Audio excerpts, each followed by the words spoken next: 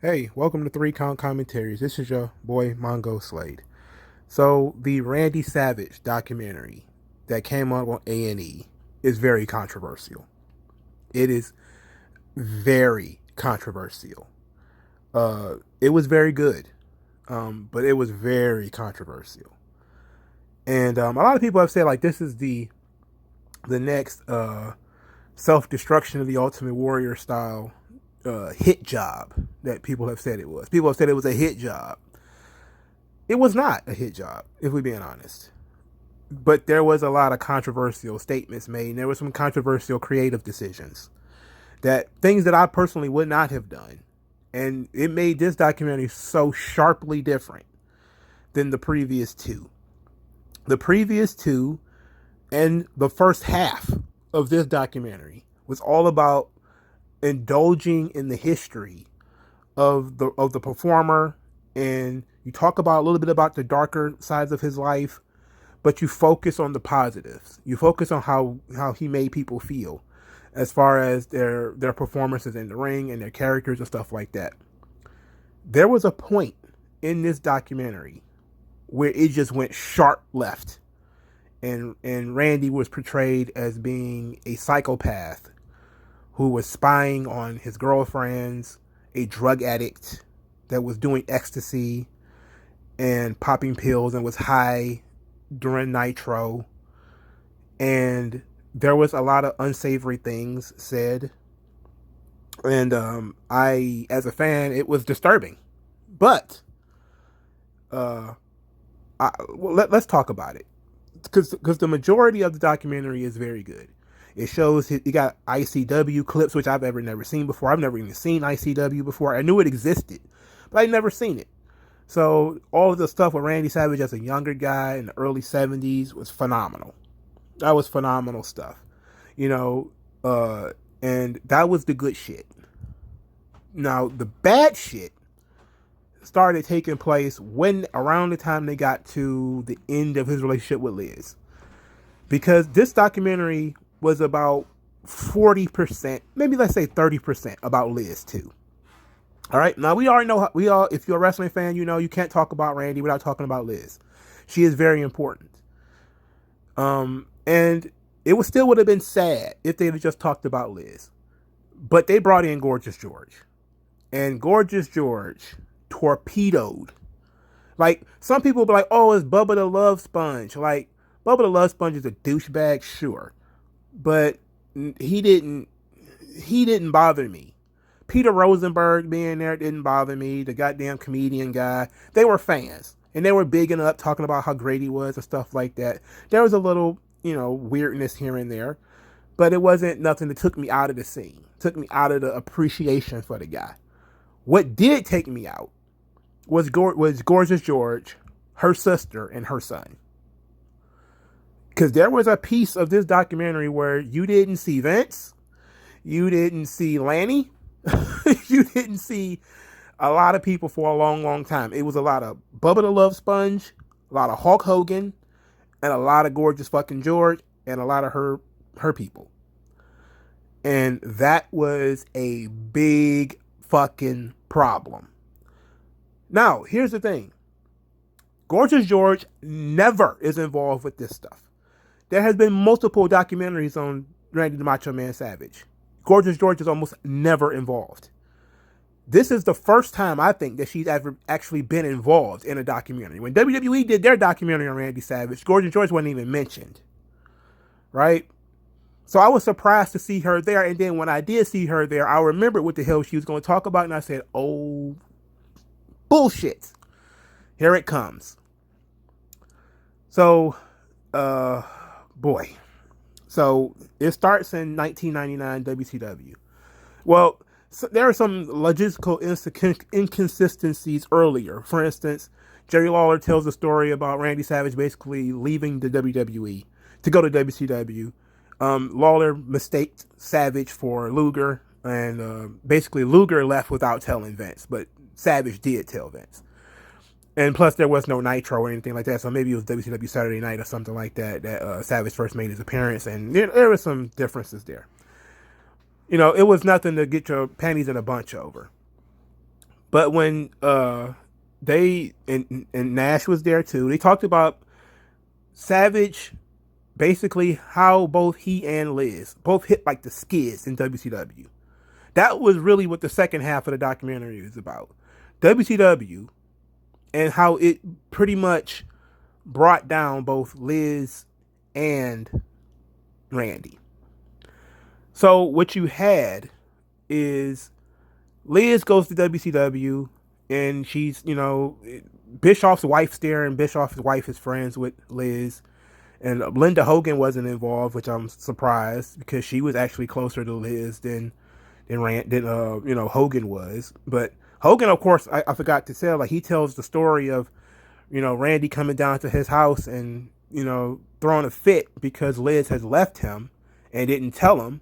This is a story that Hogan had told before, that he was working on a movie and that Linda had invited Liz down to the house, and Liz left Randy to go chill down there with the Hogans. And Randy then found out that Liz was down there and went down there and acted crazy. They were all living in Tampa and all that type of stuff. So that is hard to believe because it was Hogan. Because you have to take 70% of what Hulk Hogan says is a fucking lie. But he's been pretty consistent in saying this same story again and again. He just adds different details each time. So I don't know how much of that is true. But when they start talking about WCW, and they start talking about Randy getting bigger, and Randy basically, getting on the roids, and that he met this stripper, Gorgeous George, who was working in the dollhouse at the time. And she had gotten thrown out of the club, and that's what she met Randy Savage. He gave her a number, gave her his number and address, and she thought, oh, maybe he's going to be cool. She remembers the Macho Man from TV.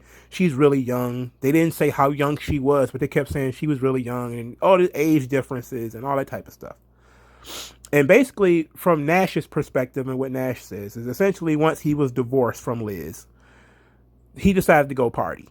And that basically it made it sound like he was having a midlife crisis. The whole Macho Man with when he took the hat off and he slicked his hair back and he had it tied in a ponytail and he was jacked and he's wearing the black leather and he had Miss Madness and all that type of stuff. They basically tried to play that off like he was having a midlife crisis on screen and off. That, he was hanging out with this young girl and they were partying all the time. And him and the young girl were popping pills and doing ecstasy. And they were showing up to Nitro High. They even showed the clip of him, the I ain't no punk bitch, when he was wearing the red jumpsuit. George talking about how high they were when they were doing that. And, it was crazy. Now, that part wasn't too bad. Okay, that part wasn't too bad because even though I had never heard of Randy Savage doing drugs before, it didn't take me by surprise. Then she starts talking about Randy's dad was shooting him up with steroids. That, they would go to the house and Angelo Poffo was shooting Randy up with steroids. This is what she said. I was like, excuse me? Pardon me. You mean to tell me they took you to the house and Randy's dad was shooting him up with steroids? Now, Randy Savage did admit to using steroids on live TV on Arsenio Hall as the WWF champion way back in like 1992, I believe it was. During his second run as champion, I believe he admitted to doing steroids. Of course, he doubled in size in WCW because he was slower, he was aging, his body was changing. But I was like, pardon me. I did not have the best reaction when I heard that. Oh, that didn't sound like, I've never heard that before. Right? I've never heard that before. So that took me out of it. And then I saw, that Gorgeous George's sister was in the documentary, but she didn't want to be seen or named. So she was basically in a black screen and she was talking about, Randy being creepy. And Gorgeous George was talking about how she had heard all these horror stories about the way Randy treated Liz and had her eating out of a dog bowl, or, basically she had created this R. Kelly like story where, Liz was getting trapped in the house. And this was stuff that people had been talking about kind of in other documentaries, that, Randy would lock Liz up in places and stuff like that. But it almost made it seem like Randy was abusive. And Gorgeous George has maintained that she was abused by Randy Savage. She started telling this story, I don't know how long ago, but she really had just kind of really started making a reappearance in the media. Let's put it like that. So then she starts talking about how she was cleaning Randy's house, and then she started finding cameras, that she found this almost Batman-like setup in Randy's bedroom where there were screens in the floor or something like that, and there were cameras supposedly in her house as she was being watched by Randy Savage. And it just made him sound absolutely insane. Then her sister corroborated that statement. And then the son basically was like, oh yeah, after we left, it's not Macho Man's son, by the way. She had a son when he met her.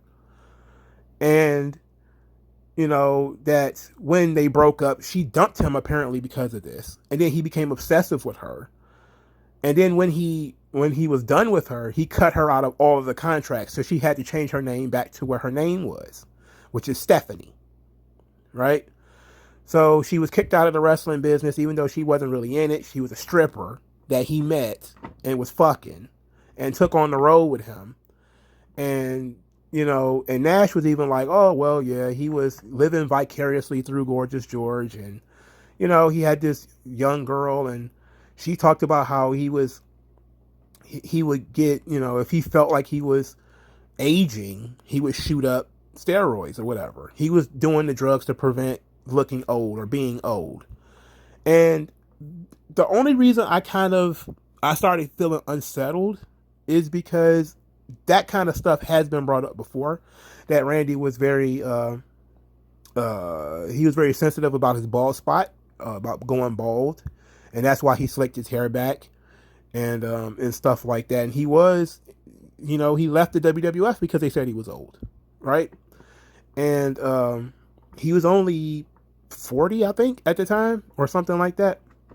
So I can see him being, not wanting to age too much, because you don't really want to age on TV anyway. But it was a decidedly weird decision to put Gorgeous George in this documentary. It was very strange that they would put Gorgeous George in this documentary. Now I looked up something, and I saw something from the New York Times, which says that there was some legal battles between Gorgeous George, the original Gorgeous George, and Randy Savage, his estate and Randy Savage, because Randy Savage had licensed the name Gorgeous George to Stephanie Bellers, the female Gorgeous George. And apparently she had did a porno before she met Randy Savage, and they were selling the porno using that name. And Randy Savage was basically like, oh no, you did a porno or whatever. Now, I don't know anything about all that stuff. Now, Gorgeous George being a stripper, a porn star, all that kind of stuff, I don't know. I never really cared that much about her. She was never that big of a story as far as I'm concerned. But you have this thing going on that she was kicked out of. She claims that she was kicked out of the wrestling business, that Randy Savage took the name from her because she broke up with him. The news article that I saw says that the name was basically ruined after the porno came out, and basically that's why she had to, they stopped using the name. That's what the article said. It was from the New York Times, and it's from October of 2000. So it's 21 years ago, right? Again, I don't know that much about Gorgeous George. I don't care. But that portion of this documentary was bad. It was a problem. It was very problematic. I think that it was a big mistake to bring something and somebody so sort of sleazy into, and look, I don't want to attack the girl. Again, I don't know her that well. But that article is from the Los Angeles Times by mistake. It wasn't the New York Times. It was the Los Angeles Times. But when from looking up how old she is now, which is she's about 45, 46. So that means 21 years ago, she would have been her early to mid 20s. They tried to make it sound like she was 18 or something. But anyway, she'd been about 22 or 23 when she was hanging out with Randy. But ultimately, the amount of dirt that she brought to this documentary is the kind of stuff that I wish they had left out. This is the kind of shit that I'm glad they left out of the Stone Cold documentary. And I'm glad they never brought up in the Roddy Piper one. But they did bring it up here. And this is it felt like it took it from something that was a great celebration of Randy Savage to a Hannibal TV interview. Because that's the kind of shit that he kind of gets into. What kind of drugs were the guys doing? Like, did you see him do steroids? You know, that kind of stuff, right? And I hate that they brought that in. Because that is going to tarnish a lot of... Now, it didn't matter. Like, all the people that I saw, you know, I did a quick perusal. Outside of Conrad, you know, he was really upset. But, you know, there were some people who were upset, but there were most people who really were just kind of like, oh man, that sucks. And then they just kept talking about how great Randy was. The Bubba the Love Sponge stuff. Because they talked about Randy's rap career, which I also thought they could have left out. But I guess this was just a way of sort of buttressing his relationship with Hulk Hogan. Very strange for them to have... Look, Hulk Hogan is contemporaries with Roddy Piper and contemporaries with Randy Savage and the Ultimate Warrior, which I know that's coming up, you know, in the future. So him being in the documentary, I didn't have a problem with that. He is, you know, he was the big star. He knows these guys. But when he was talking about his relationship with Randy, and it was a lot of, for starters, the Bubba the Love Sponge stuff. And they was talking about how they would go on the radio and make fun of Randy. And they even played clips of Bubba the Love Sponge talking about Gorgeous George during the porno. Like, your girl does pornos. And they would just go on the radio and diss Randy Savage. And then he responded by doing the rap album. Now, maybe talking about Bubba the Love Sponge and him dissing Hogan and Randy dissing him on the radio, it gives context to why Randy would rap about him and do a diss record about him. You know, that makes sense. You know, if somebody's talking shit about you on the radio, because Bubba the Love Sponge has a radio show, the fat prick, it makes sense that you would, you know, go and, you know, try to respond in some way.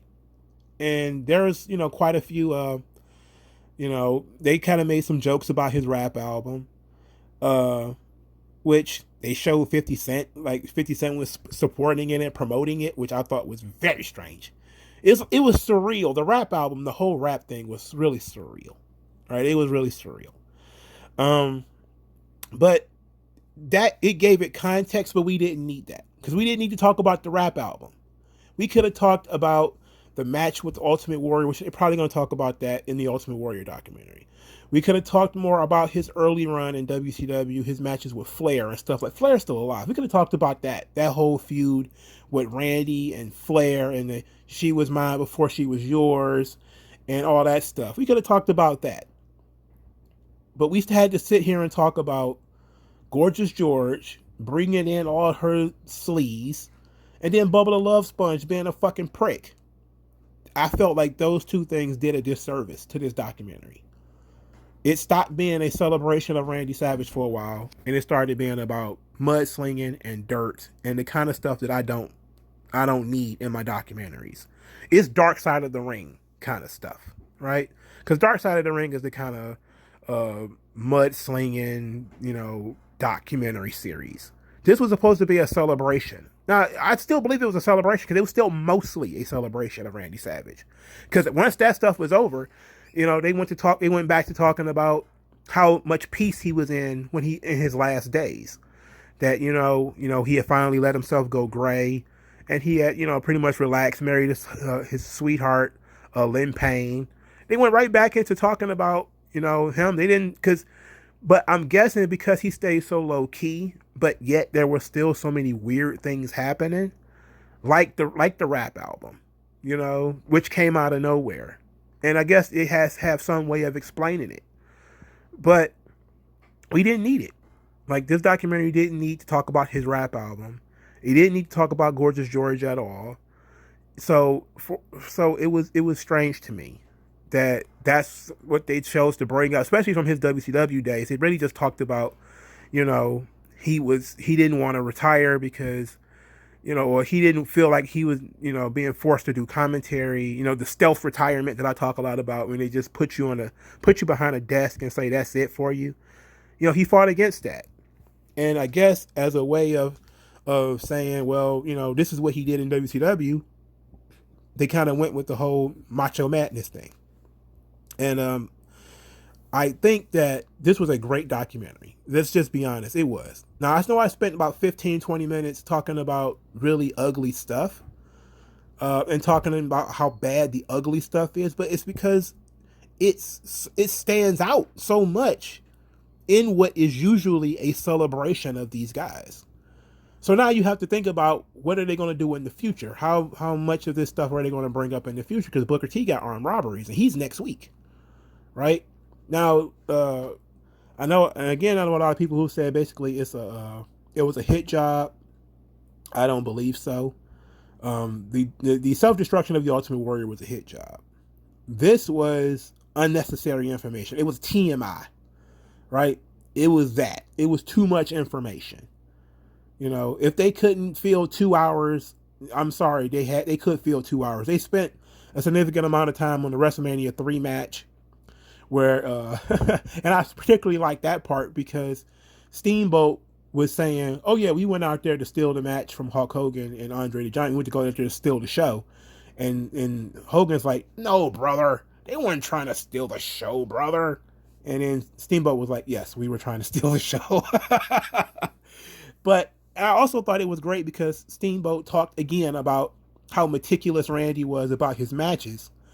And he said that the match had 160 steps, and that he had to memorize 160 steps, 20 false finishes. And they would quiz each other on it. They had legal pads full of notes. This is something they talked about in his WWE documentary.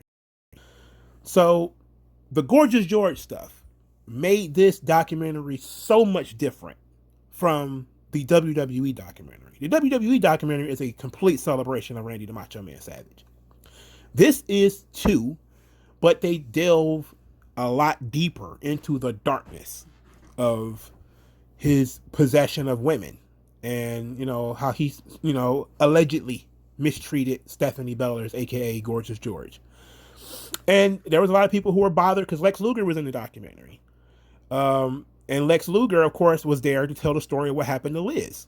Because, again, Liz is such a huge part to the Randy story that you have to talk about Liz dying too. And so, her only friend in the documentary was Lori Bischoff, the wife of Eric Bischoff. And, she talked about, hey, Liz was, she kind of dove into her relationships with men, and she tried to, be whatever the man wanted her to be. And they kind of tells this story that, when Liz first comes to WCW, she's dating some guy, and the guy wanted her to convert to Judaism. And so she was doing that, and then they ended up breaking up. And then that was the setup to talk about, oh, she's in a relationship with Lex, and Lex doing drugs and partying. So of course, if she's in a relationship with that kind of guy, she's doing drugs and partying too.